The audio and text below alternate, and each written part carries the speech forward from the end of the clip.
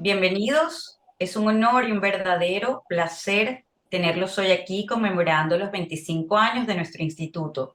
Un cuarto de siglo con la misión de hacer posible una educación superior de calidad para todas las personas. Hoy es nuestro tercer día de actividades celebratorias y tendremos una conversación con miembros de nuestro Consejo de Gobierno para abordar los desafíos de la educación superior de América Latina y el Caribe ante el mundo global. Antes de comenzar nuestro webinar, Yumain Zoila, directora de Desarrollo de Capacidades, y Bosen Lili Liu, encargada del proyecto Jóvenes para la Transformación de la Educación de UNESCO y ESALC, nos presentarán sus programas y el alcance que estos han tenido. Adelante.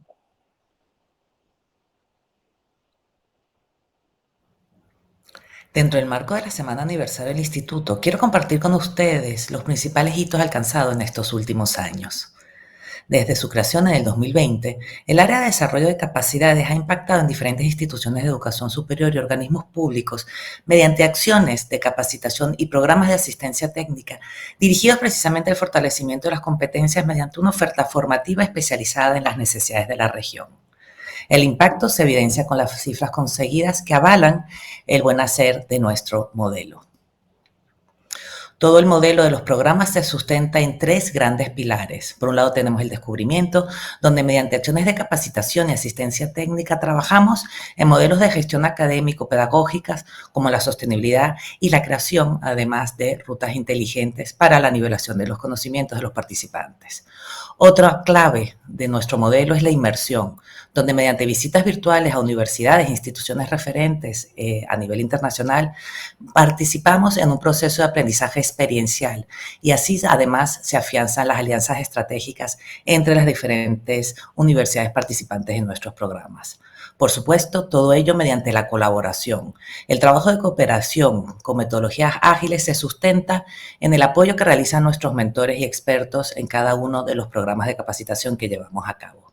Y esto lo hacemos con el objetivo de conseguir el impacto, un impacto real mediante el plan de aplicación con sistemas de monitoreo y seguimiento específicos, independientemente del área de conocimiento en la que se trabaje.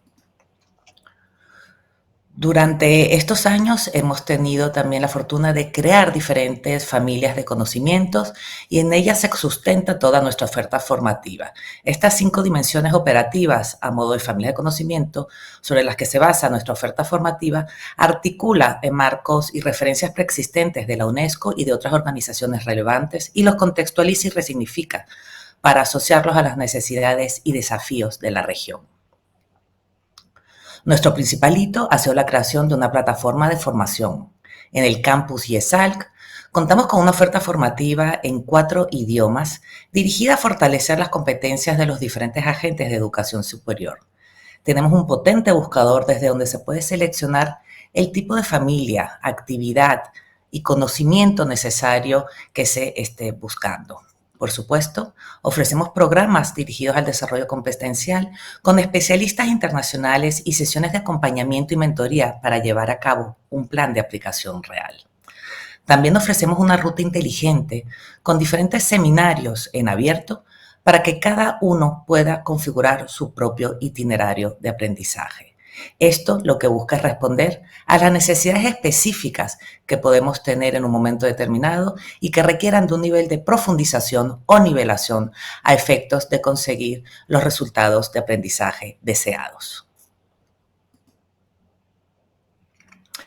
Todos nuestros programas incluyen un modelo de asistencia técnica y acompañamiento con mentores especializados para alcanzar ese impacto real al finalizar de la capacitación.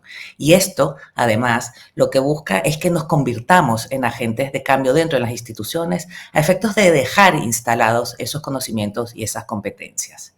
Veamos así algunos de los ejemplos de los programas más relevantes que hemos venido realizando. Dentro del marco de las actividades desarrolladas con el Ministerio de Educación de Perú, tuvimos la fortuna de trabajar en el programa de apoyo al diseño e implementación de estrategias para la continuidad pedagógica precisamente como respuesta a la COVID-19. En este programa trabajamos con 21 universidades y lo que hicimos fue ayudar a sus equipos docentes, estudiantes y técnicos en diferentes modelos formativos. Por un lado, apoyamos en la creación de más de 450 cursos modelos para dejar instalados en la universidad espacios de aprendizaje que pudieran ser replicables para otros docentes en las propias instituciones. Todo esto se llevó a cabo con más de 192 horas de capacitación y asistencia, y lo que buscamos fue apoyar también a las áreas técnicas en la consolidación de su modelo tecnológico mediante el análisis y diagnóstico de las infraestructuras existentes. Finalmente, con los jóvenes tuvimos la fortuna de trabajar en un modelo innovador llamado Líderes Innovadores Digitales, mediante la creación de un programa formativo en Facebook, Espacio Común para Ellos, donde además premiamos la participación de estos estudiantes. Otro programa que llevamos a cabo con el Ministerio de Educación del Perú de clara relevancia y dirigido al aseguramiento de la calidad fue el programa de fortalecimiento de proyectos de planes de mejora de 12 universidades públicas. En este caso, trabajamos con 42 gestores certificados en la reformulación de sus proyectos de planes de mejora en aras de afianzar que estos tuvieran una correlación directa con las necesidades de la institución y que contaran con una hoja de ruta especializada mediante el seguimiento y el monitoreo y el presupuesto asociado a estos proyectos de planes de mejora que se presentaron. Para ello, nosotros lo que hicimos fue implementar además 14 visitas virtuales a universidades referentes en la región, donde lo que buscamos fue afianzar alianzas estratégicas entre las universidades y, por supuesto, conocer a partir de las experiencias y buenas prácticas llevadas a cabo por ellas. Otro programa que hemos venido desarrollando ha sido en la colaboración con la Universidad Nacional de Educación Enrique Guzmán y Valle, alma mater del Magisterio Nacional del Perú. En este caso, trabajamos en 3 familias de conocimiento, como vemos aquí, y con diferentes agentes dentro de la institución. Aquí lo que buscamos fue precisamente desarrollar las competencias de los docentes, autoridades y mandos medios para promover un modelo de gestión del cambio y desarrollo competencial que afianzara el modelo educativo de la institución. Como tal, impactamos en más de 341 docentes, mandos medios y autoridades mediante 146 horas formativas y 88 horas de asesoría. Todo ello también estuvo acompañado de más de 42 seminarios que les permitieron a cada uno configurar su ruta inteligente y conocer de primera mano, mediante el trabajo colaborativo con otras 14 universidades, buenas prácticas. Como seguimos queriendo impulsar todo lo que tiene que ver con el aseguramiento de la calidad y el establecimiento de alianzas estratégicas, mediante este programa de capacitación y asistencia técnica que hemos implementado en colaboración con la Agencia de Calidad Española, la ANECA, dentro del marco del programa Interconecta, impulsado por la Agencia de Cooperación AECID y su oficina en Santa Cruz de la Sierra, hemos construido una red de confianza entre los actores del espacio del conocimiento a través de actividades formativas, técnicas y tutorizadas dirigidas a la innovación para el desarrollo de las capacidades de los equipos técnicos. Aquí trabajamos con más de 179 gestores de calidad de 53 universidades distribuidas en 16 países, y lo que hemos hecho es colaborar para trabajar conjuntamente en proyectos de fin de programación que les permitan a ellos implementar un proceso de mejora continua dentro de sus instituciones. Otro programa que venimos llevando a cabo durante estos últimos años es nuestro Bootcamp de Diseño Pedagógico y Educación para el Desarrollo Sostenible, que ya cuenta con 13 ediciones. Hemos impactado en 61 universidades de 20 países diferentes a nivel mundial, donde más de 200 participantes han trabajado de la mano de mentores especializados en la reformulación de un módulo formativo de su universidad, incorporando la educación para el desarrollo sostenible y, por supuesto, mediante pedagogías transformadoras. Seguimos impulsando el aprendizaje y, como tal, hemos trabajado con 60 universidades del Brasil compuestas en un espacio, digamos, de aprendizaje masivo, donde hemos puesto a su disposición 3 itinerarios formativos para que, en colaboración con la Unión de Instituciones de Enseñanza de Educación Superior del Estado de Sao Paulo y en concreto dentro de su programa STEM Brasil, los docentes de estas universidades puedan adquirir las competencias necesarias para afianzar modelos de enseñanza y aprendizaje transformadores en sus universidades. Finalmente, seguimos impulsando por supuesto, la estrategia institucional de las universidades, en este caso con la Universidad Tecnológica del Uruguay, donde hemos trabajado con 40 docentes y mandos medios en la implementación de un proceso de sensibilización para la incorporación de la educación para el desarrollo sostenible y las competencias claves para la sostenibilidad que impulsamos desde la UNESCO. En este punto, hemos impulsado el desarrollo de un módulo formativo de 20 horas a partir del modelo co-design diseñado por ALDES. Como ven, venimos trabajando conjuntamente en el desarrollo de las capacidades de la región, pero todo esto no es posible sin ustedes. Por ello les invitamos a unirse al Campus IESAL y a seguir aprendiendo, creando y compartiendo conocimientos con el resto de compañeros para consolidar nuestro espacio iberoamericano de conocimiento. Ahora solo me queda despedirles, invitándoles a continuar avanzando en este proceso de transformación de la región. Los esperamos.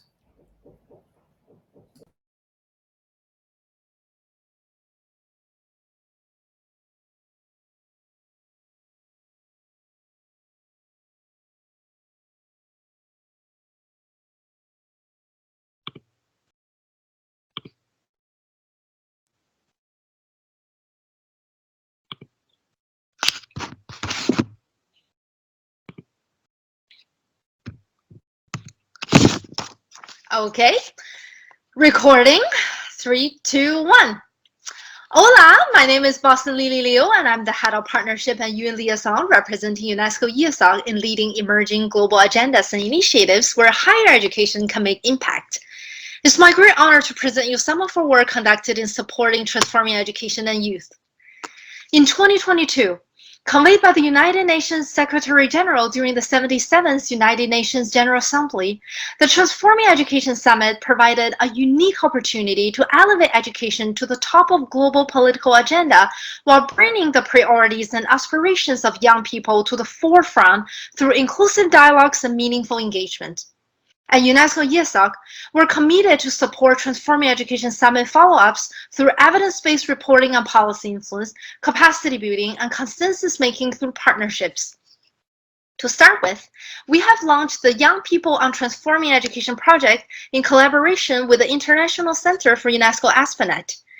This project aims to explore how different generations of students have been innovating their own educational pathways, including the area of education that have been mostly practicing, namely learning. Through 3 pillars of work, we have reported on students' creation and adoption of digital tools and broader forms of innovation, and provided further recommendation on how students in transition can potentially use technology and techniques to improve efficiency of self-initiated or guided education. In Pillar 1, Literature Review, we have identified 4 key components of youth innovation education through theoretical framework, evidence of tools, barriers, enablers, and support from other education stakeholders. In Pillar 2, Global Mapping, we have mapped 227 outstanding innovative practices from young education stakeholders across 42 countries, covering all 5 UNESCO regions. In Pillar 3, Intergenerational Dialogues, we have organized 3 thematic dialogues, including 2 high-level events addressing youth empowerment, gender-specific innovations, and contextualized transformation for South cooperation. At the same time, we're in the process of organizing regional dialogues and will conclude by the end of 2023. Results from the Young People on Transforming Education project have contributed to the design of the United Nations Global Youth Initiative started in 2023, in which UNESCO ESOC is leading the capacity building component to equip young people with policy and project implementation skills in education. Through 6 identified skill sets, UNESCO ESOC is currently working with content partners in designing both on-site and virtual tutorials and activities targeting 2 major groups: higher education youth and student in transition to higher education. The pilot on-site training will be launched to 50 young education stakeholders in Nigeria in collaboration with Future Perspectives on the theme of EdTech in November 2023. Besides what UNESCO is advocating to education stakeholders on meaningfully engaging young people in education decision-making and operations, we hope to lead by example. One highlight is our collaboration with Global Student Forum, the biggest student federation in the world, representing 203 student organizations across 122 countries. We have reserved a youth observer seat on UNESCO YIASOG governing board for their suggestion to be heard and considered. We're in the process of allocating one youth advisor to each one of UNESCO YIASOG's operating project to support with youth integration, and we have been in preparation of a youth committee to co-design institutional youth strategy at higher education level. To transform education, we need partners. We want to extend our gratitude to our 50+ partners, including UNESCO partners, UN partners, member state partners, and external partners. Thank you for joining hands with UNESCO YIASOG at various levels, and we look forward to continuing our collaborative journey while welcoming new members and opportunities in moving us towards SDG 4 and more together. Thank you.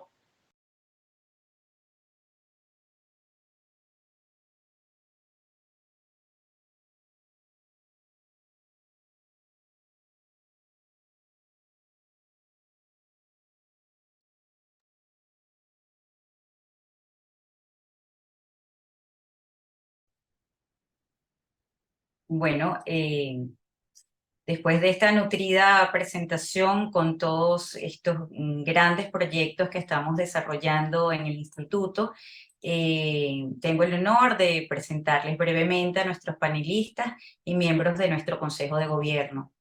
Nos acompañará Paulo Falcón, quien es exdirector nacional de gestión universitaria del Ministerio de Educación de la Nación Argentina. Valentina Canese Caballero, quien es directora del Instituto Superior de Lenguas de la Facultad de Filosofía de la Universidad Nacional de Asunción en Paraguay. Todos ellos bajo la moderación de Miriam Alpizar Santana, jefa de la Secretaría del Ministro de Educación Superior de Cuba. Les recordamos a todos nuestros participantes que este evento está siendo grabado y pronto podrán verlo en nuestro canal de YouTube y en el resto de nuestras redes y en nuestra web, por supuesto.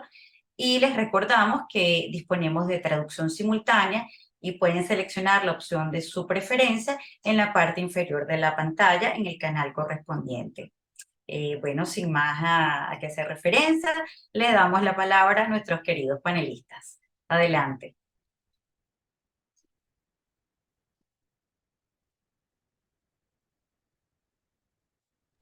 Buenos días, saludos a todos. Un placer encontrarnos en este espacio de intercambio, de diálogo, especialmente en el marco de la celebración del 25 aniversario del Instituto de Educación Superior para América Latina y el Caribe, un brazo técnico de la UNESCO de muchísima importancia y valor en nuestra región. Vamos a estar compartiendo, como se ha explicado, con los panelistas Paulo Falcón y Vanessa Canese, que amablemente vamos a estar compartiendo nuestros criterios, nuestras opiniones sobre 3 preguntas fundamentales que versan alrededor de los principales resultados, transformaciones de la educación superior en el mundo, en la región y especialmente en nuestros países en estos últimos 20, 25 años. Vamos a estar también abordando los desafíos hacia el futuro 30, 50 de nuestro sistema de educación superior y también una tercera pregunta en relación a los aportes que pueda seguir haciendo nuestro instituto a esa transformación de la educación superior. Hemos pensado que para abordar estas 3 temáticas vamos a hacer 3 rondas de aproximadamente unos 10 minutos. Con eso estaremos ocupando el tiempo que está previsto. En el orden, a mí se me ocurre que vamos a darle primero la palabra, por una razón de género, a Vanessa. A Valentina porque el tema de género también forma parte de algunos resultados, pero sobre todo de los principales desafíos que tenemos para el próximo periodo. Y luego vamos a dar la palabra a Pablo Falcón. Y yo voy a estar también ocupando el espacio de un tercer panelista que no lo tenemos presente, pero más bien compartiendo los criterios que ustedes vayan a ir abordando sobre estas temáticas tan importantes. Estamos partiendo de una situación que en un último estudio realizado en el 2020 por nuestro Instituto de Educación Superior se constatan incrementos de tasas de matrícula importantes y de tasas brutas en varios países, con diferencias también por regiones y con diferencias también en nuestra región latinoamericana y caribeña, pero también un ligero incremento de la eficiencia, o sea, de los que se gradúan respecto a los que ingresan, que es uno de los temas también importantes. Y un tercer elemento bien importante en todo este periodo es lo que ha estado ocurriendo con la transformación digital, que ya también incorpora características importantes en nuestro sistema de educación superior, aun cuando, especialmente en nuestra región, hay unas brechas bien importantes entre países, también entre instituciones, y creo que ese es un aspecto que también debemos prestarle atención, y muy particularmente la importancia que ha tenido la definición de la Agenda 2030, los Objetivos de Desarrollo Sostenible y esa conceptualización de creación de capacidades, de creación de habilidades, de creación de competencias para aportar al desarrollo sostenible desde las instituciones de educación superior, con un aporte importante de profesores, investigadores, pero especialmente con algo que nos diferencia del resto de los sectores, y es la masa de estudiantes que tienen nuestras instituciones, que también comparten con el liderazgo de investigadores, con movimientos de estudiantes también que tienen una acción destacada. Yo creo que tomando en cuenta esos aspectos y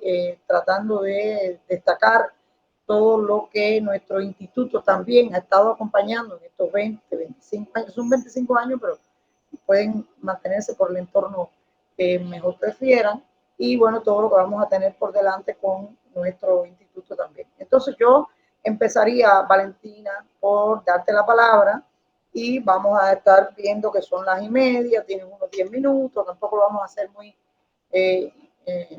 inflexibles, vamos a estar utilizando ese tiempo, un poco más allá, más acá, y bueno, tienes la palabra. Bueno, primeramente muchas gracias, Miriam. Buenos días a todos desde Paraguay. Justamente ahora parece que me está diciendo que la conexión es un poco inestable, así que les pido disculpas ya de antemano si es que hay intermitencias en la conexión. Muchas gracias a ESAL por esta oportunidad de compartir con todos ustedes. Saludos a Pablo también de mi parte y al director francés que está también aquí con nosotros. Y bueno, la primera pregunta habla de los logros que se dieron en los últimos 25 años en la educación superior. Específicamente quiero centrarme en Paraguay, ¿verdad? Que es el contexto en el que me toca actuar más de cerca. Y realmente son muchos avances que se dieron en los últimos 30 años en nuestro país por una cuestión, sobre todo en las cuestiones legales, de los marcos legales, porque a partir me voy a remontar una decadita un poco más atrás, ¿verdad? En el año 1989 se cayó la dictadura que sufrió nuestro país durante mucho tiempo, y a partir de eso hubo una apertura, y hace justamente 30 años se promulgó una nueva constitución de lo que se llama aquí la era democrática, y a partir de ese nuevo marco legal se formalizó mucho de lo que es la educación superior en nuestro país. Pasó de ser una educación superior, digamos que más bien tomada solamente por una universidad pública y una universidad católica, o sea, eran las dos únicas universidades que existían en Paraguay previo a ese momento, y aparte de lo que era formación docente que se hacían en instituciones de educación superior, en un instituto superior de educación que está regulado por el MEC, pero a partir de 1992, entonces, hubo primero un ímpetu, digamos, en liberar más lo que es la creación de nuevas universidades, tanto privadas como públicas, que eso se fue dando en un periodo de en estas décadas, y también eso en algunos casos representa un desafío, pero el logro fue justamente que tener hoy en día, pasamos de tener una sola universidad pública a que existan, en este momento son 10 universidades públicas en nuestro país, más el Instituto Nacional de Educación Superior, INAE, que es autárquico hoy en día, que es enfocado en la educación y que son de gestión pública. Y luego existen, bueno, un número bastante elevado, más de 50 universidades privadas, de las cuales una veintena importante digamos que se fundaron en la primera década después de la nueva constitución, y luego también se fueron creando los marcos regulatorios, porque en un principio, bueno, las universidades se iban creando, se crean hasta hoy en día por promulgación, por leyes del Parlamento, y luego a partir de ese entonces se crearon muchos debates, y se creó la Ley Nacional de Educación, eh, la Ley General de Educación, que salió, bueno, primeramente en 1993 salió la Ley de Universidades, luego en 1996 salió la Ley General de Educación, que justamente definen a lo que es la educación superior, a lo que son las responsabilidades de las universidades, de las diferentes tipologías de lo que es la educación superior en nuestro país, ¿verdad? Que existen instituciones, las universidades, pero también existen ciertos institutos superiores e institutos de formación docente, institutos técnicos superiores, que son los que dan otros tipos de titulaciones que no son quizás carreras de grado en algunos casos. Entonces, todo ese avance hubo en los años 90 de lo que es el marco regulatorio. Primeramente, digamos que hace 20 años más o menos, perdón, hace 30 años. Y hace 20 años también ya se debatió por mucho tiempo lo que hoy en día se llama la ley del CONES, que es la ley 4995 del año 2013 de educación superior, que tuvo un periodo de prácticamente 15 años de debates, de ires y venires, para que todos los actores puedan ponerse de acuerdo, y es la que hoy día rige la educación superior en el Paraguay, ¿verdad? Si bien tienen ciertas cuestiones que hoy en día, luego ya estamos a 10 años de esa ley, tiene sus cuestiones que muchos consideran que se tienen que ajustar. Fue un gran logro que finalmente se pueda empezar a regular de una manera más eficiente y eficaz. Y también al mismo tiempo, digamos, y previamente a la ley del CONES salió la creación de la Agencia Nacional de Evaluación y Acreditación de la Educación Superior, que se creó en el año 2003, o sea, hace 20 años, que es más o menos el tiempo que Miriam estaba hablando, ¿verdad? Entonces, desde un punto de vista jurídico legal, hubo avances en el sentido de que hoy en día existen leyes y reglas que de alguna manera ordenan ciertas cuestiones, también quizás ponen trabas en otros aspectos, ¿verdad? Que se tienen que ir viendo, pero y sobre todo cuando vemos los enfoques de IESAL, sobre todo lo que es la Agencia Nacional de Acreditación de la Educación Superior, está en busca justamente de la calidad.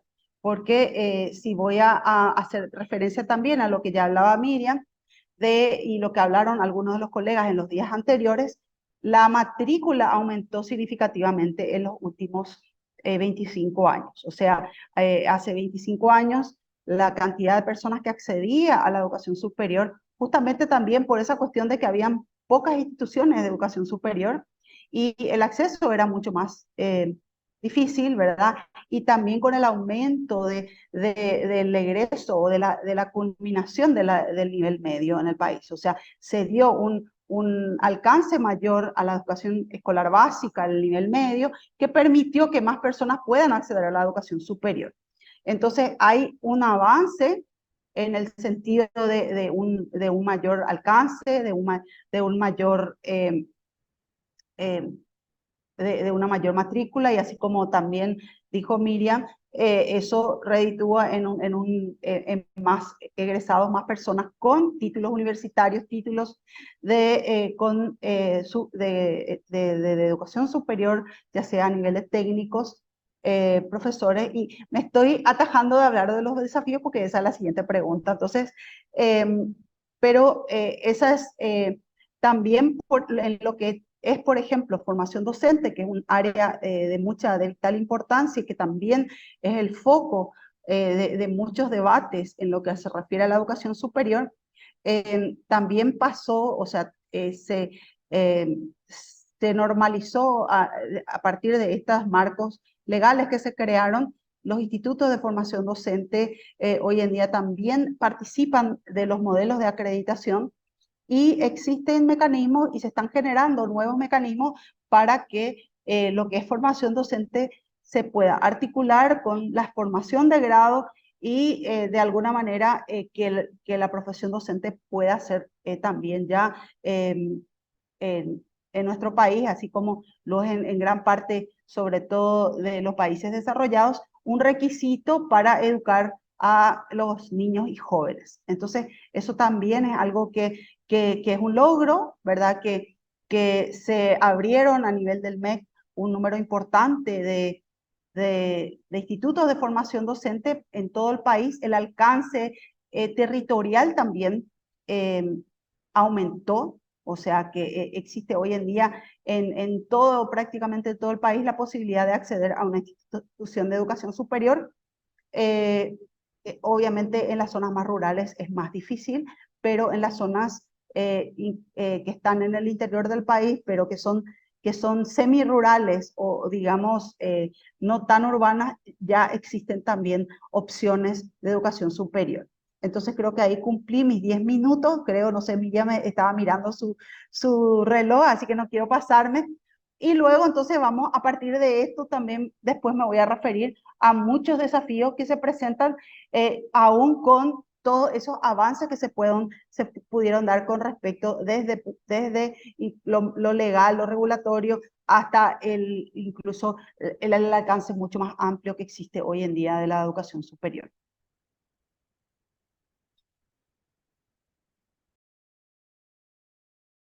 Tu micrófono, Miriam. Está silenciado.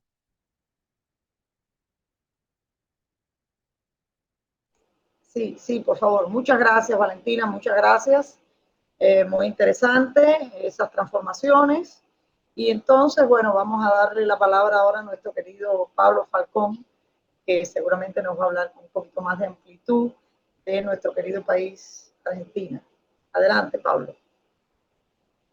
Bien, buenos días a todas, a todos. Es un gusto y también un honor poder participar de estas reuniones, encuentros que son una conmemoración de los 25 años de IESAL, pero también la reafirmación de su existencia y de su compromiso con el futuro, ¿no? Así que, en primer lugar, feliz cumpleaños, IESAL. Estamos todos muy contentos de haber podido llegar a esta instancia. La pregunta, como bien decía Valentina, que orienta esta participación, tiene que ver con cuáles han sido los logros más importantes en el país, en la región o en el mundo en materia de educación superior en este periodo de 25 años. Y a mí me parece importante, en primer lugar, hablando del instituto y al ser el instituto quien nos convoca, entender que 25 años no es poco tiempo y que cumplir este periodo con presencia continua, permanente, con aportes, habla a las claras de una consolidación en la región, en los 33 países que integran la región, de la relevancia que tiene su instituto internacional para la educación superior en América Latina y el Caribe. Y esto además tenemos que entenderlo como la consolidación de una definición de la región, de poner el eje en la educación superior, y esto lo digo porque claramente estos 25 años de IESAL se montan sobre la base de la experiencia que tuvo CRESAL desde el 74 hasta el 97. Entonces, claramente son muchas décadas consolidando una perspectiva en favor de la mejora continua y permanente de la educación superior en la región. Sin lugar a dudas, teniendo en cuenta a toda la región, la década del 70 fue una década sumamente particular para CRESAL porque nuestros países vivían en general con dictaduras en donde las libertades estaban sumamente retaseadas, pero también con proyectos políticos y económicos excluyentes, en donde la educación en general y la educación superior en particular se veían sumamente afectadas. A partir de los 80 hay un nuevo aire, un clima que favorece a las democracias, a las libertades, pero especialmente a las igualdades, ¿sí? Y aparece la educación y la educación superior como una alternativa clara para la consolidación de esos procesos. Por eso no es para nada ilógico pensar que en los 90 damos ese paso de CRESAL a IESAL. Y si hay algo que creo que como latinoamericanos, latinoamericanas y caribeños en general tenemos que estar sumamente orgullosos, es que el rol que jugó IESAL y la región en general en la primera Conferencia Mundial de Educación Superior, a partir de un compromiso muy fuerte y muy serio de actores y actrices de la región en aquel entonces para promover la perspectiva de la educación superior como un derecho humano, como un bien público y una responsabilidad de los estados. Claramente, que se hable en esa primera Conferencia Mundial de Educación Superior, pero a partir de allí, en todas las reuniones de educación superior, desde esta perspectiva, encuentra a IESAL y encuentra a la región como actores responsables de que esto sea así. Así que si hay algo que me parece sumamente valioso de destacar, es el trabajo en la consolidación de una perspectiva que le da a nuestras instituciones, a nuestras comunidades, una oportunidad, sin lugar a dudas, mayúscula en términos de la promoción de oportunidades ligadas al desarrollo. Otro de los aspectos que creo relevante es justamente cómo la educación y la educación superior en particular han tenido la oportunidad de ubicarse, o mejor dicho, reubicarse dentro de la agenda pública, ¿sí? En un sentido sumamente protagónico. El hecho de que Naciones Unidas en 2015 haya aprobado la Declaración Transformando Nuestro Mundo, que incorpora dentro de la Agenda 2030 al Objetivo de Desarrollo Sostenible número 4, que establece con suma claridad que la educación al 2030 tiene que ser inclusiva, equitativa, de calidad, que garantice oportunidades de aprendizaje durante toda la vida y que sea para toda la sociedad, nos abre una enorme oportunidad para pensar lo que debe ser la educación, lo que deben ser nuestros sistemas, lo que deben garantizar nuestras instituciones. Entonces, me quedo con estas dos definiciones conceptuales como aportes relevantes en términos de inspiración de sistemas, instituciones y comunidades y a partir de allí sus prácticas. Es decir, me quedo con la consolidación de la idea de la educación como un derecho humano, como un bien público y una responsabilidad de los estados y los estados en los distintos niveles. Y me quedo también con esta suerte de rezo laico que propone la Agenda 2030 en materia educativa, ¿no? Esta posibilidad de repensar lo que estamos haciendo para hacer mejor educación, que esa educación contenga a toda la sociedad sin distinciones de ningún tipo y que claramente se consolide la perspectiva de que la educación es una herramienta, un instrumento de construcción de ciudadanía y de promoción de avance social. Así que creo que estos 25 años nos permiten a quienes participamos del ámbito de la educación contar con esas plataformas que sirven de base para que nuestra acción cotidiana tenga un sentido de trascendencia. Gracias, Miriam.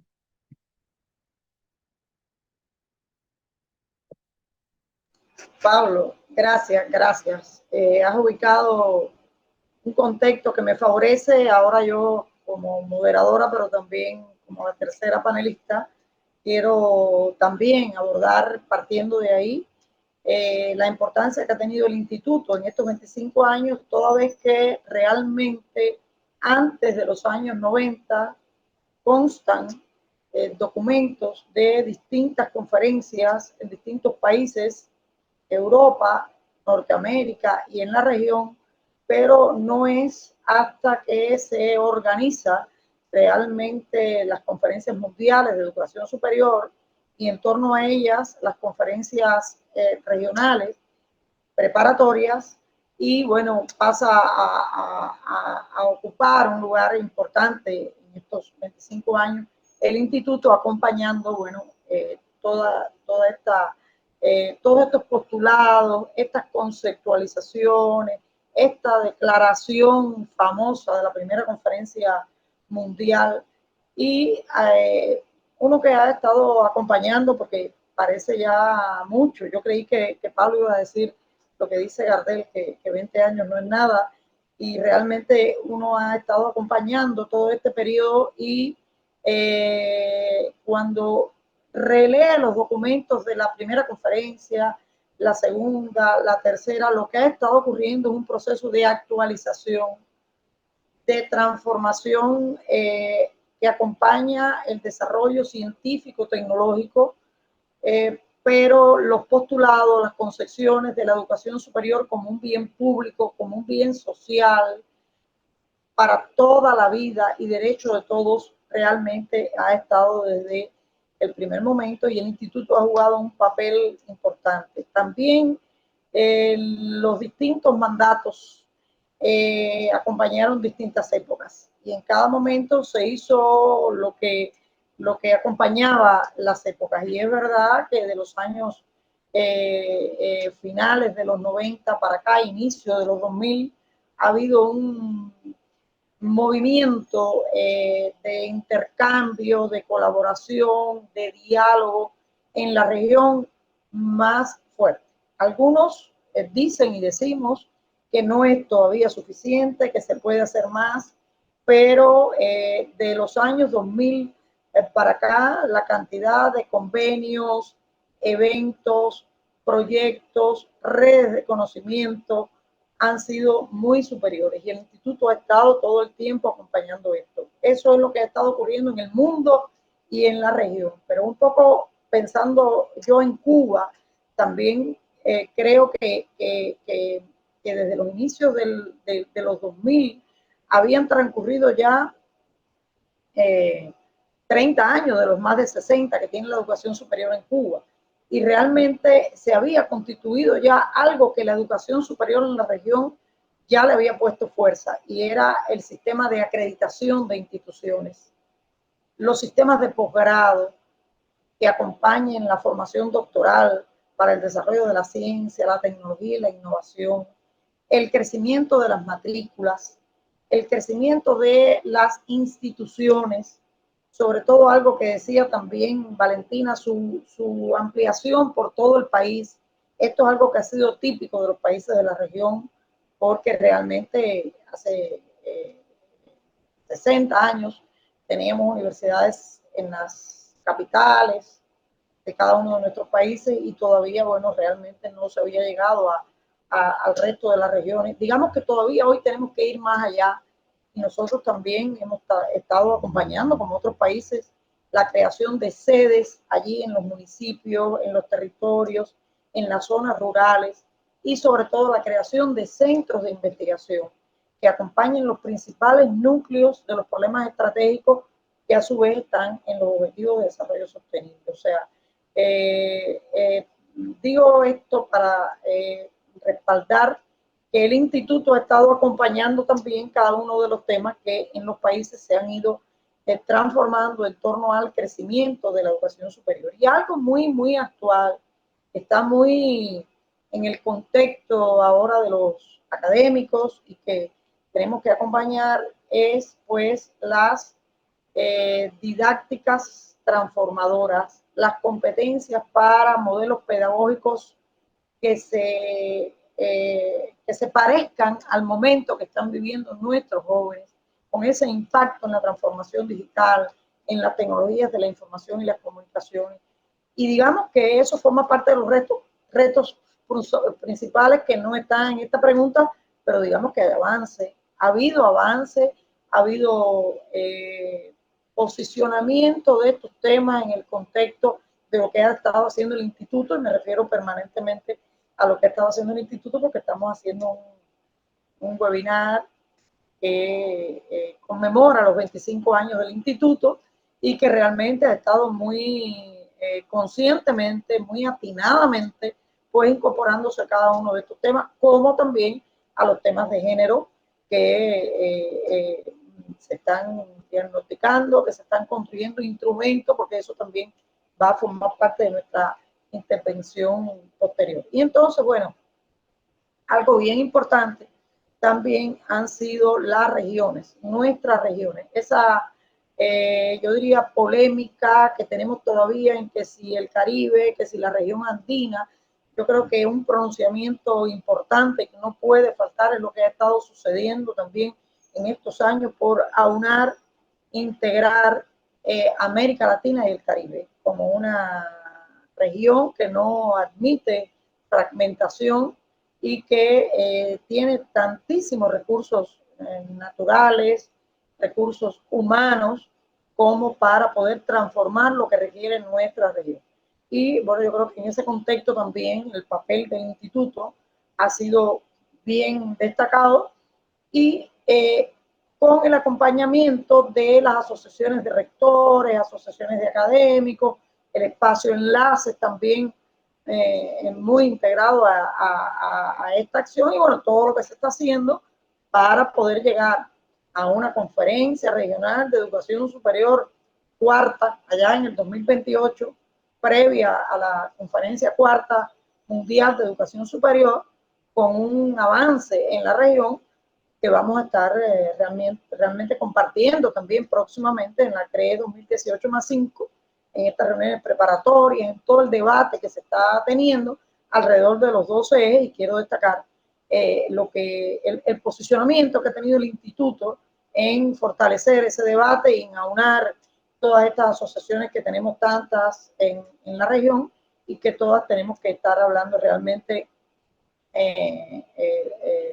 bueno, alrededor de lo mismo, con todas las buenas prácticas y todas las iniciativas que puedan aportar y que puedan compartirse en nuestro país. Yo creo que ha sido bastante, yo creo ya, con lo que ha ocurrido en estos 25 años, pudiéramos estar hablando mucho más, pero en aras de tiempo yo creo que vamos a correctamente, utilizando bien el tiempo, empezar en esta segunda media hora en la pregunta segunda, que tiene que ver con los retos y desafíos que tiene el instituto para este próximo periodo, que tampoco aspiro a que ustedes lo enmarquen solo al 2030. Es verdad que todo lo escrito, lo documentado, lo acordado entre los estados en la conferencia de Naciones Unidas está hasta el 2030, pero ya los chicos que vamos a tener para el 50, siempre lo digo, están ya caminando y tenemos que pensar también en ese entorno. Entonces, bueno, muchas gracias por haberme escuchado a ustedes y entonces, Valentina, pues te damos la palabra en esta segunda ronda. Adelante. Muchas gracias, Pablo y Miriam, porque ya teniendo en cuenta el tiempo, apresurándome un poco, se me olvidó de mencionar algunas cosas realmente también que fueron avances aquí en nuestro país, que ya las mencionaron Pablo y Miriam, pero quisiera destacar la creación del Consejo Nacional de Ciencia y Tecnología en nuestro país, que hace más o menos 15 años viene financiando proyectos de investigación y las instituciones de educación superior son los principales motores para esa investigación, que como bien lo dijo Miriam anteriormente, nuestras instituciones eran pocas, así como ya lo dije yo también, y enfocadas más bien en la docencia y no tanto en la innovación, en la investigación y la creación de nuevo conocimiento, y que yo supongo también que esa internacionalización, que es uno de los ejes también, se fue dando y fue llegando a nuestros países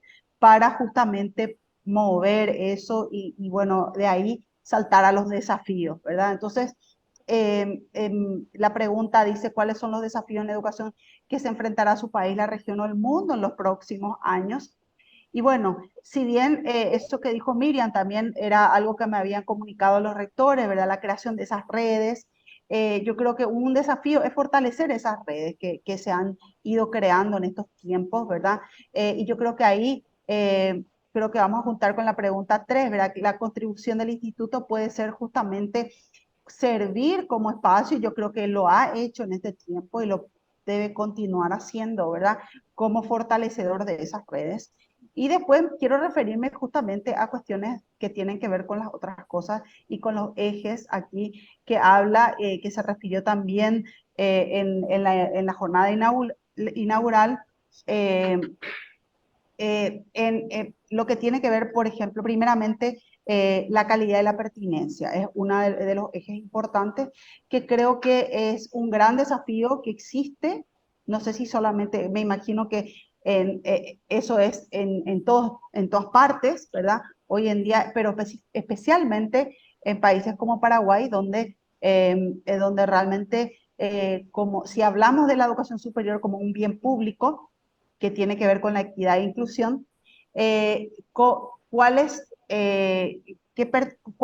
qué le damos prioridad para que justamente podamos incluir a todas las personas, si hablamos como un bien público, como un derecho de las personas de acceder y de tener una educación superior?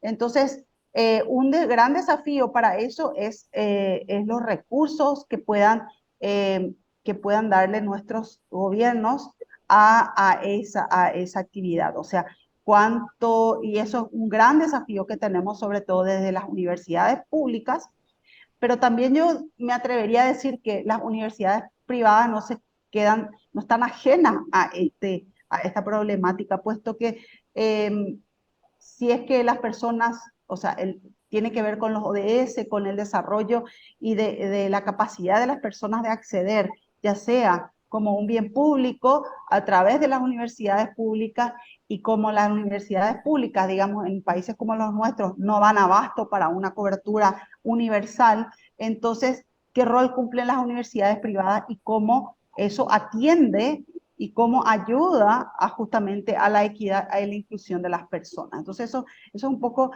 son cuestionamientos que nos hacemos mucho aquí, porque tiene una relación importante con lo que es calidad y pertinencia.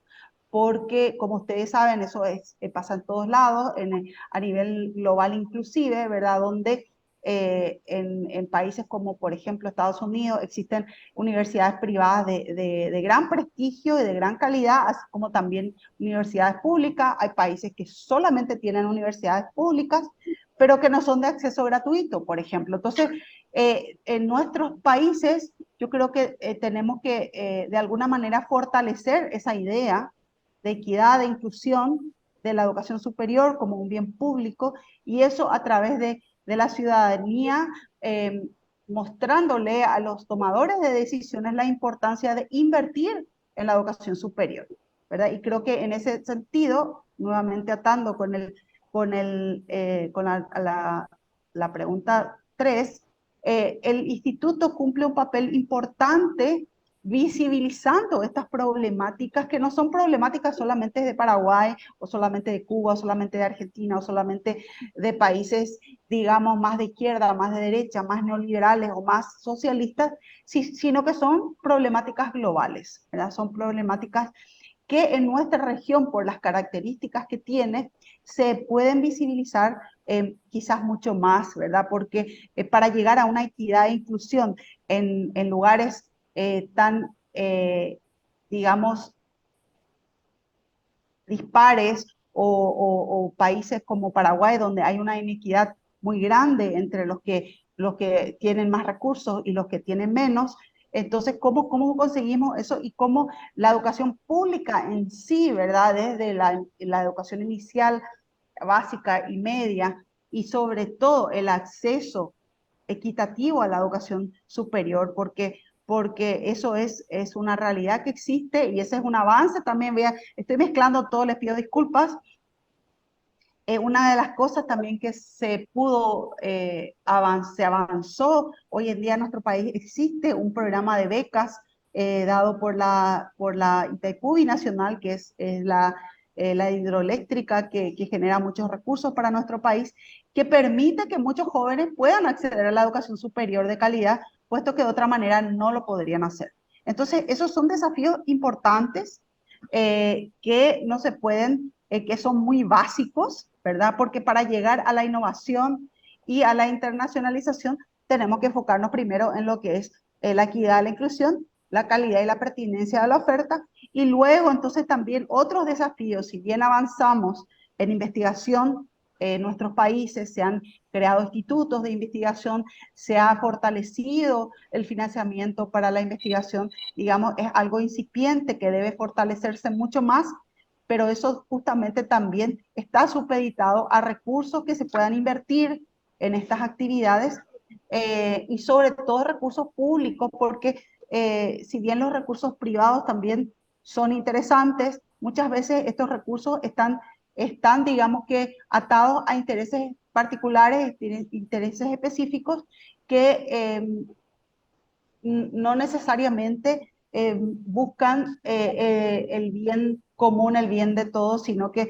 de intereses particulares. Entonces ahí es donde es realmente también un desafío importante poder ver de qué manera nuestros países, con los escasos recursos que tenemos, podemos invertir en innovación e investigación y podemos también permitir, y bueno, acá voy a mezclar otra vez, en lo que es internacionalización, ¿verdad? Porque ahí la pandemia nos dio una mano, ¿verdad? Porque hoy en día tenemos espacios, como bien lo dijo Miriam al inicio, de intercambio mucho más ágiles a través de la tecnología actual, que nos permite conectarnos de una manera mucho más ágil, en tiempo real, con colegas de todo el mundo y que nuestros estudiantes se conecten con estudiantes de otros países, porque el financiamiento de la internacionalización también es un gran desafío, porque no es lo mismo estar en lugares donde la movilidad está asegurada por financiamientos que existen para estudiantes que puedan ir de un país a otro dentro por ejemplo, lo que es el espacio europeo, el espacio Erasmus. Esa realidad no existe en nuestros países y en nuestra región por los limitados recursos que se puedan alocar a esta actividad. Entonces, nosotros como universidad pública muchas veces tenemos como la UNA es la universidad principal de nuestro país, tenemos un rango de estudiantes que van desde estudiantes de recursos muy escasos hasta personas que son muy privilegiadas. Entonces, al final, las oportunidades de internacionalización se quedan con las personas que pueden, digamos, que darse el lujo, entre comillas, de poder dejar de trabajar un semestre, por ejemplo, ¿verdad? Porque incluso con una beca algunas personas no pueden dejar su familia o sus trabajos para movilizarse, para ir internacionalizarse presencialmente. Entonces ahí nuevamente yo creo que estos espacios,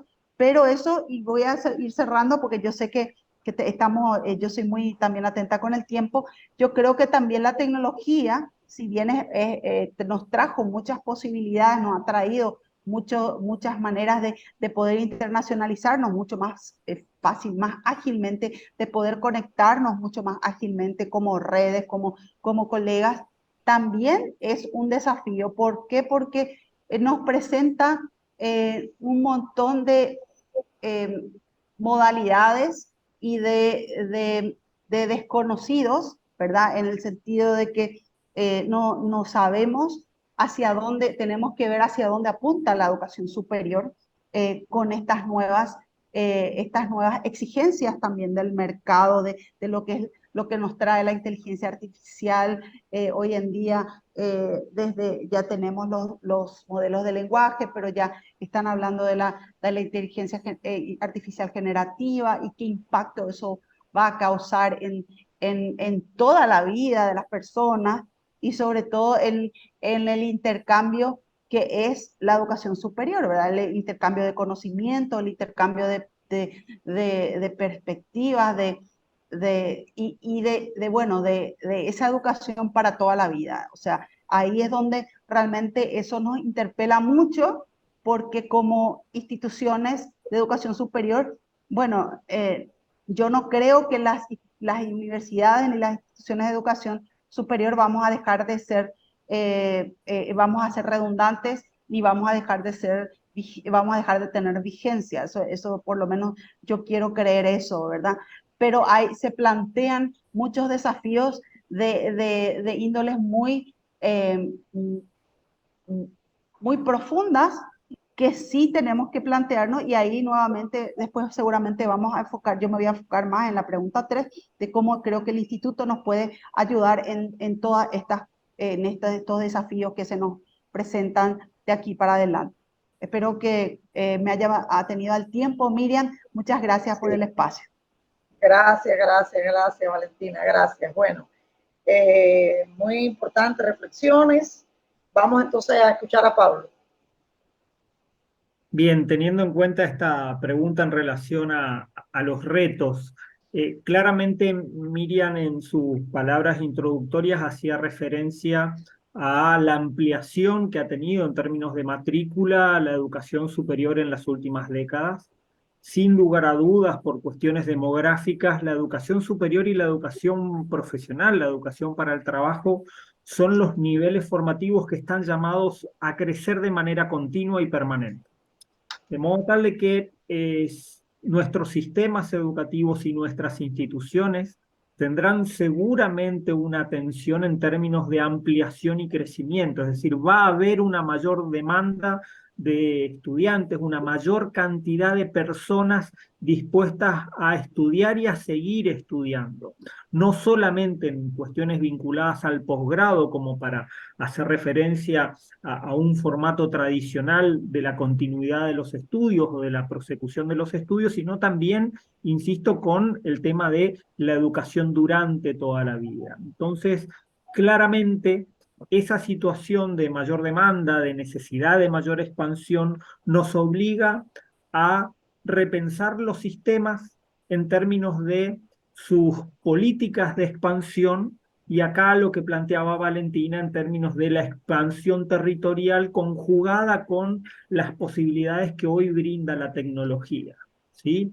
De qué manera y de qué forma nuestros sistemas educativos nacionales van a atender a esa mayor demanda es algo indispensable. Obviamente eso nos lleva a discutir a los sistemas en términos de gobernanza, cómo nuestros sistemas van a garantizar esto que hace al ADN de las instituciones de educación superior, especialmente las universitarias, cómo van a garantizar autonomía. Y esto surgió de manera muy clara en términos de necesidad y así lo hemos expuesto como región en la Conferencia Mundial de Educación Superior de Barcelona el año pasado, planteara el tema de la autonomía como una temática permanente de las discusiones de los sistemas y de nuestras instituciones con los estados de la región, porque hoy existen formas mucho más inteligentes de atacar, y lo pongo en estos términos, de atacar a la autonomía, no ya con maneras torpes de persecución, cierre de instituciones y demás, sino que además hay países en donde los aspectos presupuestarios son un modo de condenar, de perseguir, de limitar la potencia que tiene la universidad y sus comunidades en relación al ejercicio del pensamiento crítico. De modo tal de que ahí yo incorporo esta perspectiva del cuidado a la autonomía como un reto permanente, ¿sí? Y obviamente el cuidado del presupuesto educativo también como un desafío, ¿sí? Porque si el sistema o los sistemas se van a ampliar en términos de demanda, van a requerir también mayor presupuesto. Y acá una cuestión que creo que es indispensable que las instituciones también lo asuman. Más es más, mejor es mejor.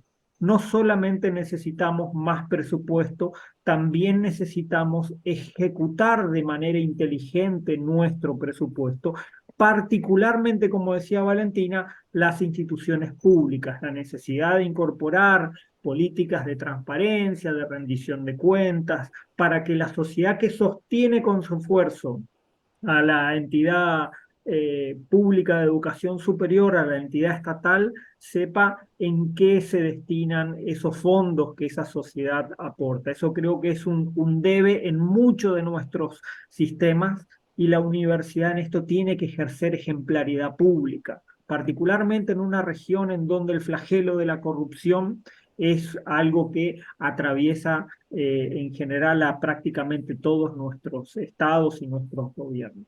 De modo que ampliación, gobernanza, autonomía, presupuesto, sin lugar a dudas, son temas que se nos presentan como desafíos y retos permanentes, pero también voy a hacer referencia a esto que se planteó en el primer video, ¿sí? En relación a los cambios curriculares, los cambios pedagógicos, los cambios didácticos, la necesidad de repensar nuestras prácticas docentes, de darnos cuenta, como decía Miriam, que ese estudiante es un nuevo estudiante muy distinto al que éramos nosotros, y que el estudiante que va a venir también va a ser un sujeto diferente. Nos obliga a pensar en cómo generamos aprendizajes significativos. Y esto claramente nos lleva a repensar buena parte de las cosas que estamos haciendo. Un reto que creo que tenemos como región, ¿sí? Que otras regiones ya han superado de manera muy concreta, tiene que ver con la integración. América Latina y el Caribe es la única región que no ha tenido la capacidad de integrarse de manera cooperativa y solidaria. Cada uno de nuestros países sigue teniendo sus marcos de cualificaciones sin dialogar con el vecino, ¿sí? Entonces, tenemos dificultades para poder pensar conjuntamente políticas científicas, pensar conjuntamente políticas tecnológicas, de innovación o desarrollo, de creación artística. Tenemos serios problemas para pensarnos con el otro, con el vecino, con quienes nos unen siglos de historia común y de tradiciones compartidas. Y esto claramente tiene que ver con la miopía de nuestros gobiernos, pero también con la incapacidad de los sistemas universitarios, que regularmente tenemos reuniones a las cuales asistimos y nos encontramos y formamos parte de una cofradía de encuentro y deliberación, pero no de acuerdo, pero no de ejecución común. Y acá tenemos que entendernos como parte de un todo que nos trasciende. Y entonces, sin lugar a dudas, me parece que todos esos desafíos previos serían mucho más fáciles de llevar adelante si los 33 países de la región forman parte de un espacio que dialogue entre ellos en términos de sus marcos de cualificaciones, y esto implica tener correspondencias entre grados académicos, que eso implica también poder dialogar en los desafíos formativos que van a tener nuestras sociedades, ya que tenemos que ser conscientes que buena parte del estudiantado que hoy está en clases es un estudiantado que cuando tenga que desempeñarse profesionalmente va a tener que resolver problemas que todavía no existen. Y allí radica la inteligencia de nuestras instituciones como para poder tener la capacidad de generar respuestas anticipadas, de poder ejercer el pensamiento prospectivo, de poder anticiparnos a esas situaciones, porque en definitiva estos retos tienen que ver con la calidad de vida de nuestras poblaciones y de cómo las instituciones de educación superior contribuyen a eso. Y ya que hablo de calidad, me parece importantísimo recuperar algunas palabras que se dieron anteriormente. Nosotros venimos de una lógica en donde buena parte de las políticas vinculadas con evaluación, acreditación, aseguramiento de la calidad nos aparecieron como impuestas, ¿sí? Fue el Estado, fue el gobierno, fue la ley que de manera ajena a nosotros, a nuestros sistemas, a nuestras instituciones, establecieron políticas en este sentido. Hoy, como decía Miriam, 20 años no es nada. El grueso de nuestros sistemas de evaluación tienen aproximadamente 20 años. Y entonces, después de 2 décadas de experiencia, tenemos que asumir que es la sociedad la que tiene el derecho a una educación de calidad.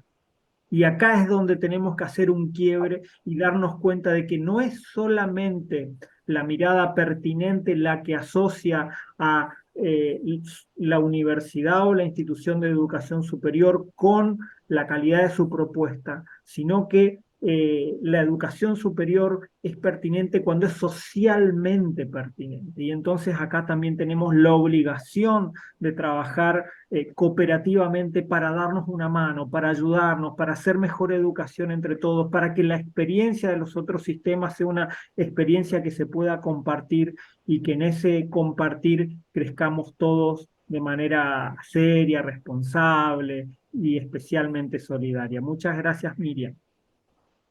Bueno, gracias Pablo, gracias también, siempre muy inteligentes y atinadas observaciones que has expuesto en este espacio. En el caso de ustedes los dos, Valentina y Pablo, también se han estado acercando, sin declararlo abiertamente, al papel que le corresponde al instituto en el próximo periodo. O sea, también que esperamos, porque los retos y desafíos que tiene la educación superior realmente son los temas principales a los que el instituto tiene que estar destinando sus esfuerzos en este próximo periodo. Yo he estado también escuchando atentamente y pensando en qué orden comentar mis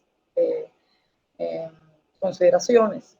Y creo que el reto principal que tiene la educación superior en nuestra región y por supuesto el instituto puede hacer aportaciones importantes, es la mirada de acompañamiento a los objetivos de desarrollo sostenible, definida por Naciones Unidas, aprobada por los estados que forman parte de Naciones Unidas y que están cuidadosamente declarados en cada uno de los 17 objetivos, cuestiones en que la universidad forma sus profesionales, desarrolla investigaciones y además da continuidad al sistema de formación de posgrado. Creo que hay algo importante que Pablo mencionaba, que es la integración en la región, que es muy cierto, es una asignatura yo creo pendiente, tenemos muchas relaciones, muchas redes, muchos proyectos, pero no tenemos un sistema único, estable, financiado, como tiene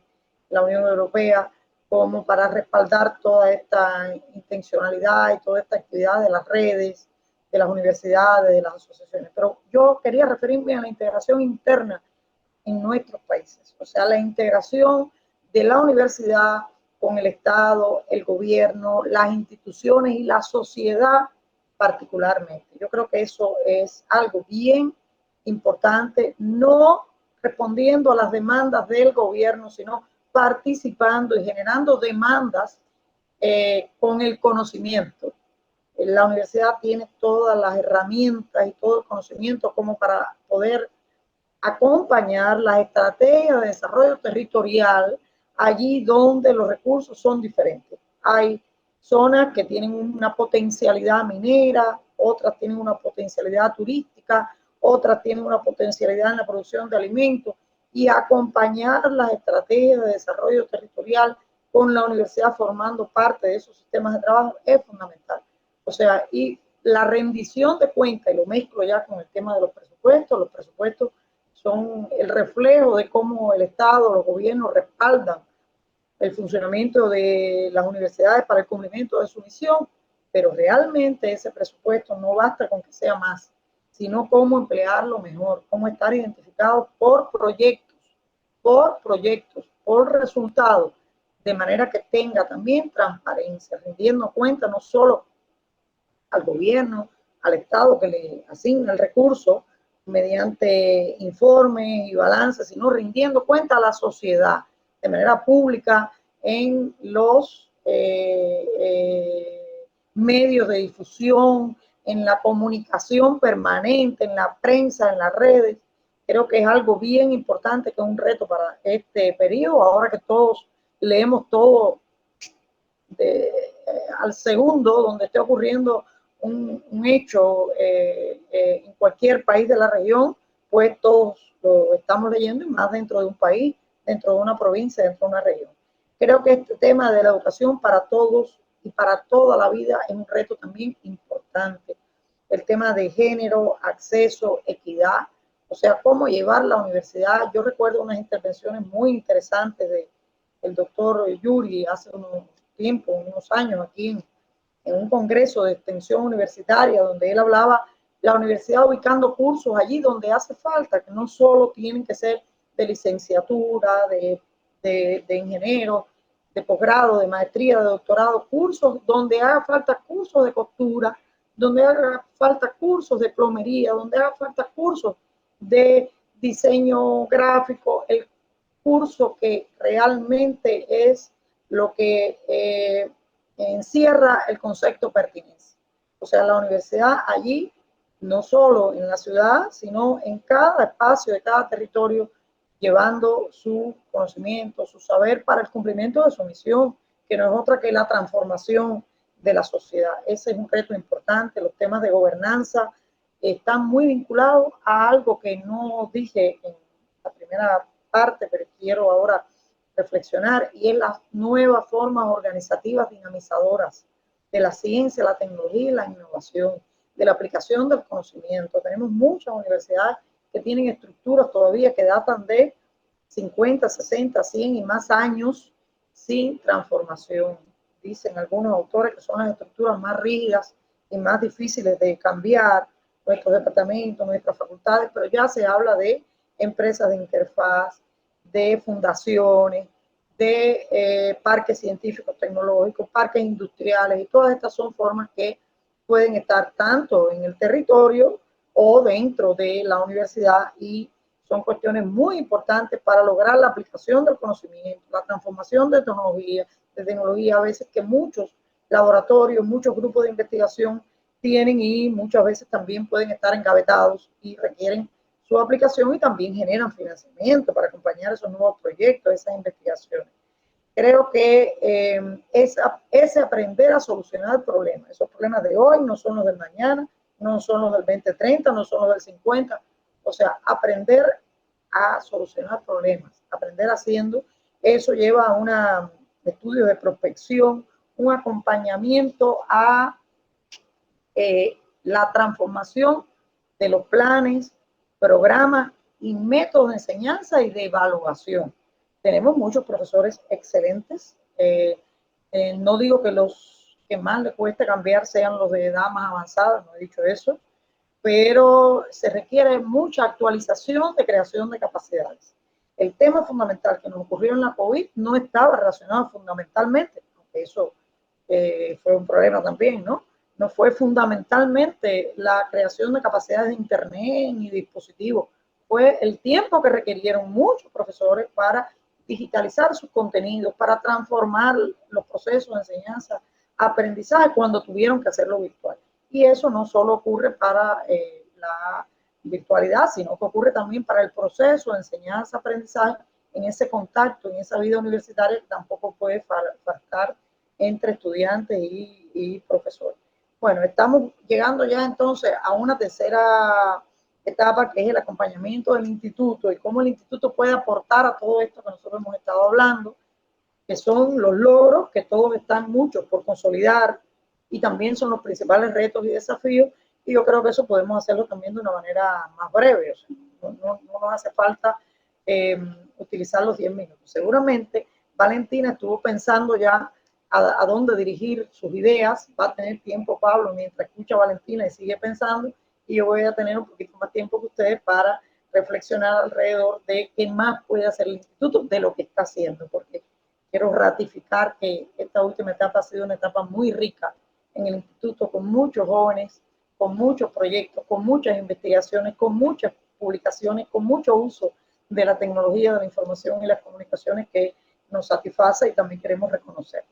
Entonces, bueno, gracias por haberme escuchado. Valentina, tienes la palabra en esta última ronda, que vamos a utilizar un tiempo más corto, ¿verdad? Adelante. Sí, por supuesto. Muchas gracias, Miriam. Sí, realmente quiero hacer nomás eco ya también a tanto a Pablo como a Miriam, puesto que ya nos habíamos referido a algunos roles del instituto. Yo quisiera resaltar lo que habló Pablo de la autonomía y de como un reto en vista a la cuestión de la calidad y los controles que eso suscita, ¿verdad? Entonces, y yo creo que el instituto podría generar espacios, ya que ya viene generando, pero continuar generando estos espacios de integración y ante ese reto principal que habló Pablo, de esa integración más efectiva, ¿verdad?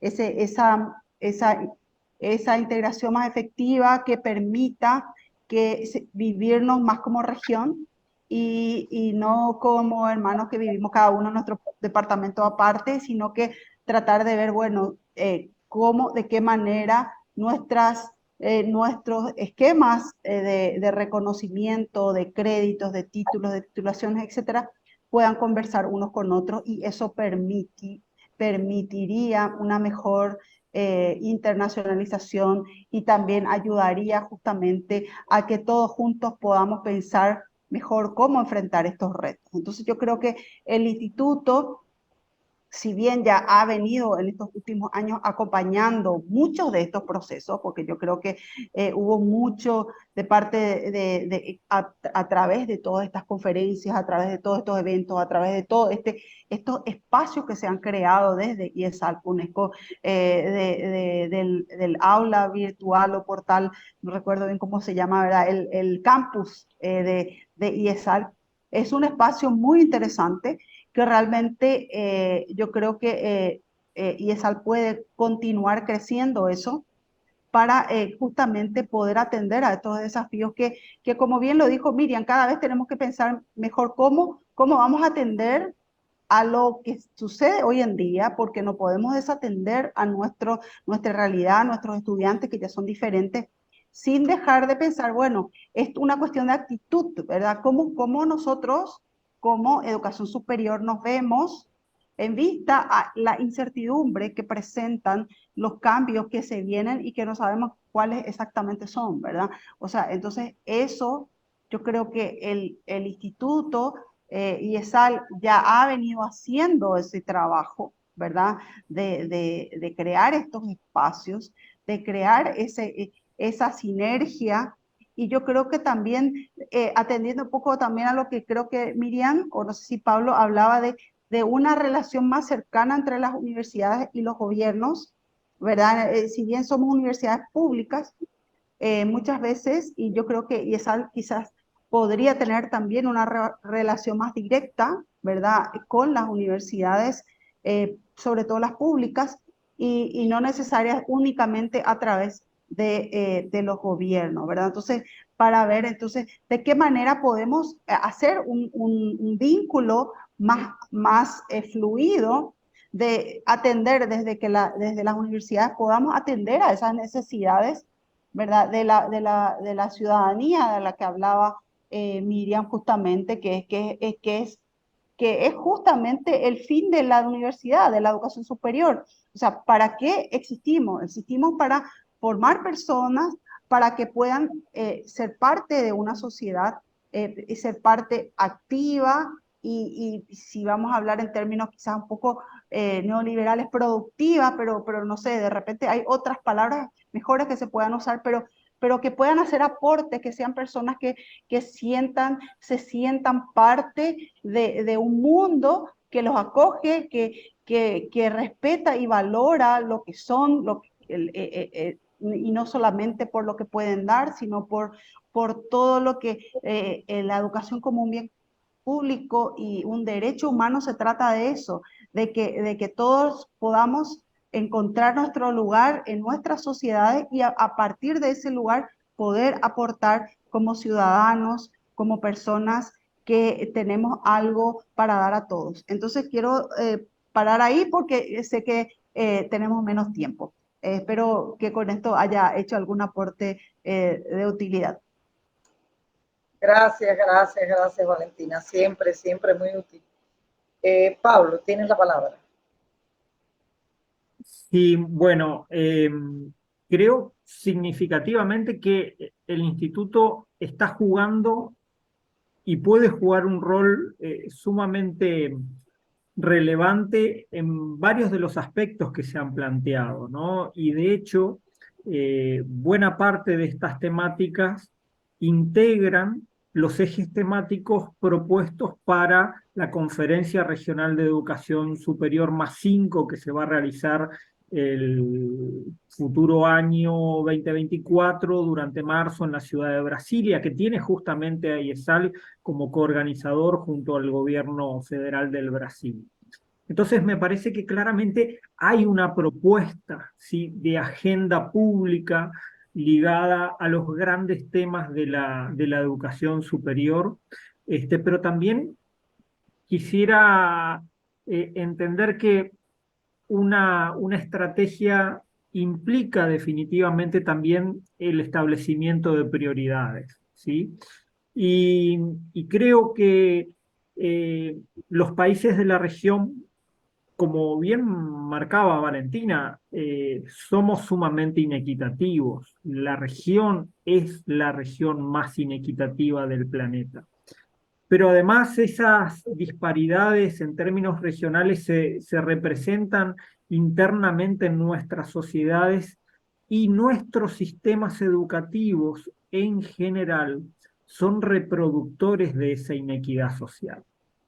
Entonces, creo que el instituto puede jugar un rol mucho más potente justamente en la promoción de modelos educativos que integren esa diversidad, esa pluralidad, esa multiculturalidad, que claramente en esa inequidad reproducida por los sistemas educativos suele ser invisibilizada y que recién en los últimos años, y esto creo que es fundamental rescatarlo, a partir de la impronta que tuvieron movimientos de derechos humanos, movimientos vinculados a pueblos originarios y movimientos feministas, estas temáticas se han puesto de relieve en las discusiones de nuestras sociedades, en algunas de ellas se han traducido en normas que amplían derechos, pero no necesariamente eso se replica en todas nuestras instituciones, de modo tal de que la promesa del mayor acceso en términos concretos y efectivos, como decía Miriam, no solamente tenemos que pensar hoy en el acceso, sino tenemos que pensar en la graduación. Cuando uno verifica ese dato, ¿sí?, muchas veces se encuentra la realidad de la inequidad. Abrimos la puerta, pero dentro de nuestras instituciones seguimos replicando, en algunos casos hasta de manera inconsciente, porque en el relato oficial las cuestiones vinculadas a las igualdades, la pluralidad y la diversidad están consolidadas, pero en la práctica académica no necesariamente eso es así. Entonces ahí me parece que fortalecer ese mensaje, pero también fortalecer el cambio de prácticas es sumamente necesario, porque voy a insistir en algo que hemos dicho hace unos instantes. Vamos a tener una mayor demanda hacia la educación superior y hacia la educación profesional. Entonces ahí me parece que en esa mayor demanda también la mayor amplitud. Y eso nos obliga a repensar los modos de incorporar esas personas a la educación superior y hacer que la educación superior, trabajando con esas personas, pueda hacer de ellas personas de valor. Y ahí creo que el instituto, al margen de su agenda pública, que insisto, está expresada de manera muy clara con las líneas de acción que tiene el instituto y particularmente en materia de sus relaciones con sistemas e instituciones de la región, con la agenda propuesta para la CRESMA 5, creo que puede contribuir de manera significativa en esa promesa de hacer a partir de la educación superior y de las universidades un mundo en donde rija el bien, la bondad, la verdad, la belleza. Muchísimas gracias. Muchísimas gracias, Pablo, muchísimas gracias. Yo quiero concentrarme también en muy poco tiempo en 5 ideas fundamentales en relación a toda la contribución que puede seguir haciendo, que puede ampliar, que puede mejorar, o también en lo que se concentra los retos y desafíos del propio instituto para el próximo periodo. Yo diría que un tema fundamental es en nuestros países y también del instituto para el próximo periodo la integración con los sistemas educativos en nuestros países en general, desde la educación primaria, media, preuniversitaria. O sea, ese es un punto en la agenda que hay que incorporarlo porque recibimos un producto ya cuando recibimos el joven en nuestras universidades y en la medida que esa formación de capacidades en los profesores de la enseñanza primaria, media y media superior, los bachilleres, sea de mayor calidad, pues realmente será mejor el resultado en términos de calidad que va a lograr la universidad. Los países tienen distintos esquemas, distintos sistemas de formación de profesores, pero yo creo que eso, bueno, requiere de una mirada también del instituto. Hay un tema que no me perdono que no haya dicho ni al inicio ni en la segunda ronda, pero en esta debo ratificar que ha sido un importante logro en el periodo, es un desafío y un reto, y es el papel de los jóvenes, o sea, la incorporación clara en todo momento de las organizaciones juveniles que tienen distintos países, distintas universidades.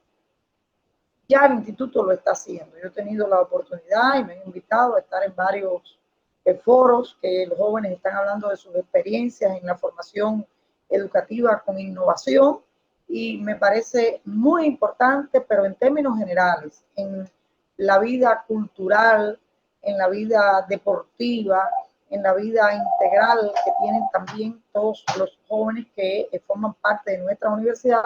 Y bueno, nosotros nos brindamos también ampliamente para aportar con movimientos que hay dentro de Cuba como de la región, donde hay una historia ya, y creo que eso hay que ampliarlo. El tema del financiamiento es un reto que tiene un desafío y es también una aportación que el instituto tiene que seguir trabajando, hay que seguir pensando, porque esa manera de encontrar un financiamiento para tener una bolsa, para movilidad, para todo lo que requiere hacer el instituto, es una asignatura pendiente que hay que seguir mirando, también que pueda incluso acompañar acompañar el respaldo a proyectos de investigación conjunto entre nuestros países, entre nuestras instituciones, como respuesta a problemas comunes en las ciencias naturales y exactas, en las ciencias técnicas, en las ciencias sociales, en todo aquello que aporta a la transformación de la sociedad y la humanidad.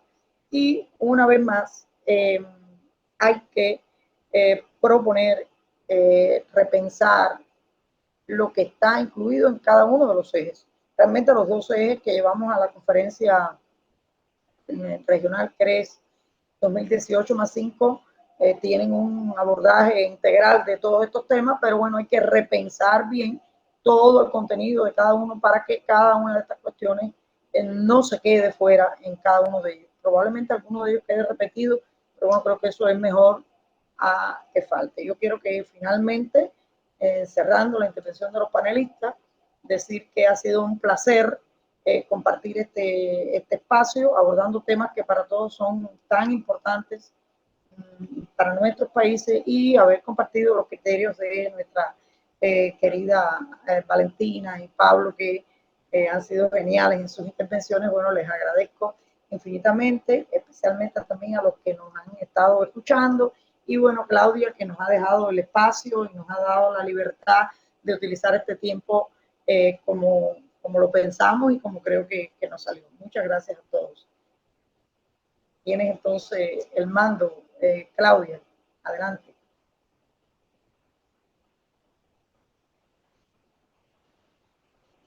¿Sí? Sí, muchísimas gracias a todos por sus análisis, por sus aportes y por el incesante trabajo que realizan por la educación superior como motor de desarrollo y equidad en nuestra región. Y bueno, para cerrar esta jornada, hemos preparado un video sobre el patrimonio artístico que posee el instituto, que esperamos disfruten tanto como disfrutamos nosotros haciéndolo y cada día viéndolo. Adelante.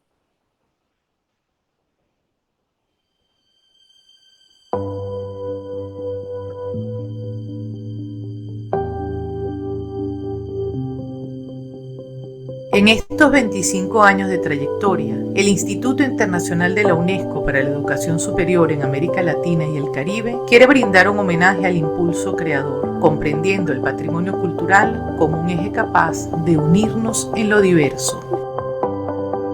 En la obra de arte los materiales se transforman, el artista engrana las capacidades de su experiencia humana y asume el riesgo de avivar su pensamiento para lograr la convivencia de lo divergente.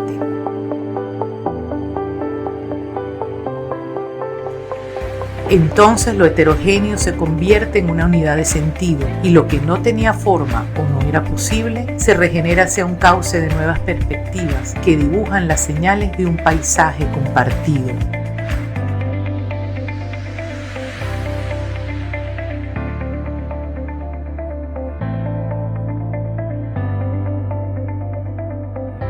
De cara a estos 25 años, queremos pensarnos como parte de ese todo en construcción, reconocernos como el artista capaz de volver armónico lo disonante, desajustando nuestros paradigmas para delinear nuevos horizontes. Queremos recorrer el camino de la educación asumiendo la transformación que implica poner en escena nuestras ideas, engranando el ejercicio de la creatividad como una herramienta fundamental para comprender y experimentar mejores formas de organización en entornos complejos. Los invitamos a pensar desde la creatividad frente a los retos que nos extiende nuestro presente, para desde la equidad, la innovación, la participación y la productividad lograr sociedades más inclusivas, capaces de entrelazar las bases de un mejor futuro.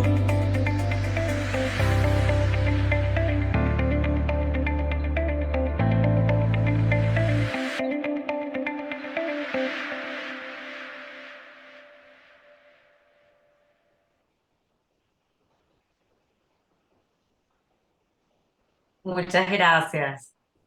Bueno, y antes de despedirnos, queremos comentarles que mañana tenemos contemplado un panel con diferentes representantes gubernamentales para abordar las problemáticas de la educación en nuestra región.